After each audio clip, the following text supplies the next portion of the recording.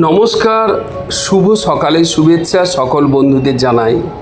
যারা আমার চ্যানেল দেখেন আর যারা দেখেন না, সকলকে ঝুলন যাত্রার শুভেচ্ছা। আজকে আমি যে ভিডিওটা নিয়ে এসেছি তা হলো ঝুলন পূর্ণিমার এক সুন্দর মনোরম অনুষ্ঠান। চলুন আমরা চলে আসি শ্রীরামপুর, হুগলি জেলার একটি বিখ্যাত শহর।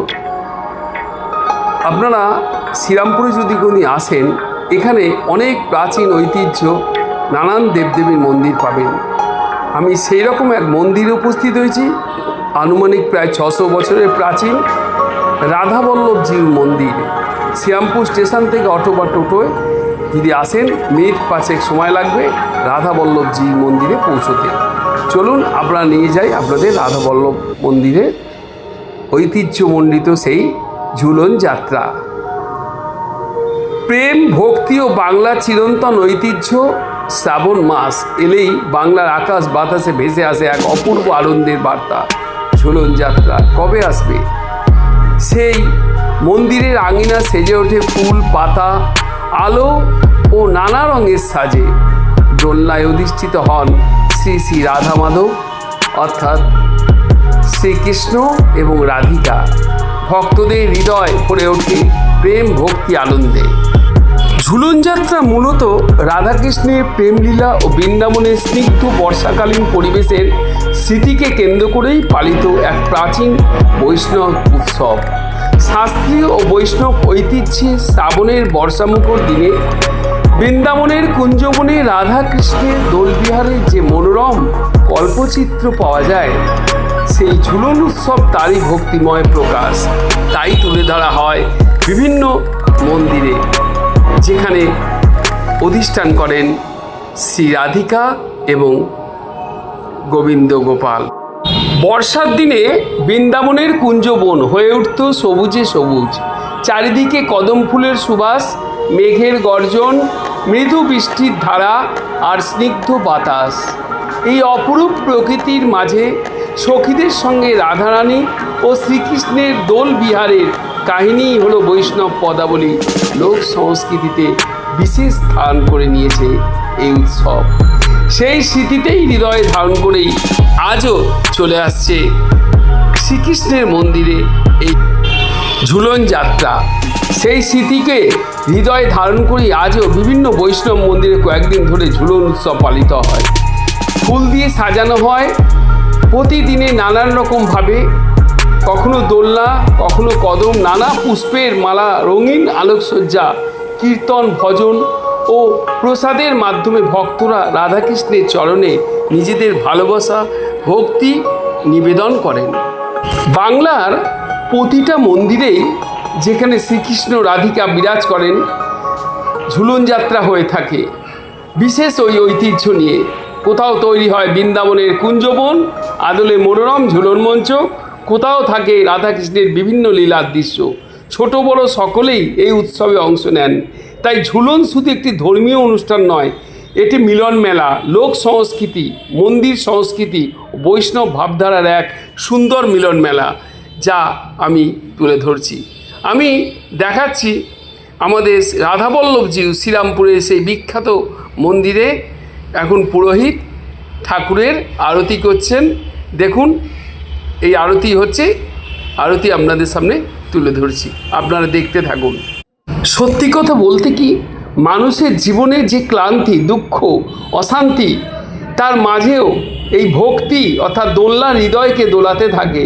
আর রাধা শ্রীকৃষ্ণের সেই বাঁশি সুর, বৃন্দাবনের কুঞ্জলীলা স্মরণে মানুষের মন হয়ে ওঠে শান্ত, পবিত্র, আনন্দময়।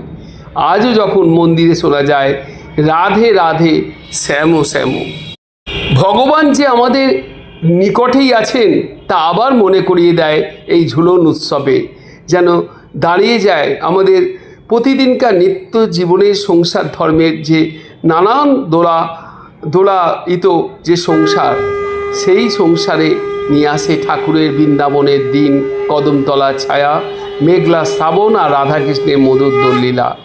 ঝুলন যাত্রা তাই শুধু উৎসব নয়, এ এক অনুভূতি, এ প্রেমের উৎসব, ভক্তির উৎসব, বাংলা চিরন্তন ঐতিহ্যের উৎসব। আজকে আমি আপনাদের সামনে সেই ঝুলন যাত্রার ভগবান শ্রীকৃষ্ণ দেখুন ঘোড়ার পিঠে উঠে দেখুন বাঁশি বাজাচ্ছেন, এক অপূর্ব সুন্দর।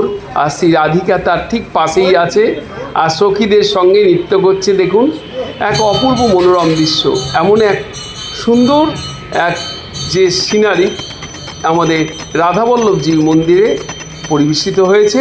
আর দেখুন ঠাকুরমশাই আরতি করছেন, ঠাকুরকে বন্দনা করছেন, আর তারই মুহূর্ত আমি কিছু তুলে ধরলাম। যদি আপনাদের ভালো লাগে ভিডিওটা অবশ্যই যারা এখনও সাবস্ক্রাইব করেননি করে দেবেন, আর লাইক শেয়ার কমেন্টস করতে ভুলবেন না। নানান ভিডিও নিয়ে আমি বারবার আসবো আপনাদের সামনে, পাশে থাকবেন, ভালোবাসা দেবেন। জয় রাধে, জয় রাধে, জয়। সত্যি কথা বলতে কি, ঝুলন যাত্রা কোনো উৎসব আমি ঠিক বলবো না, এটা হচ্ছে মানব মেলা। এই ঝুলন যাত্রা উপলক্ষে বহু দূর দূরান্ত থেকে প্রচুর ভক্ত আসে মন্দির প্রাঙ্গণে আর এই উৎসবে সামিল হয়, আর তার সঙ্গে গড়ে ওঠে এই মিলন মেলা। এই রাধাবল্লভজির একটু ইতিহাস আপনাদের বলি। এই যে ভগবান শ্রীকৃষ্ণ অর্থাৎ রাধাবল্লভজি দেখছেন যে মূর্তি, এটি কোষ্ঠী পাথরে তৈরি। একটা কোষ্ঠী পাথর দিয়ে 3টে ঠাকুর তৈরি হয়েছিল।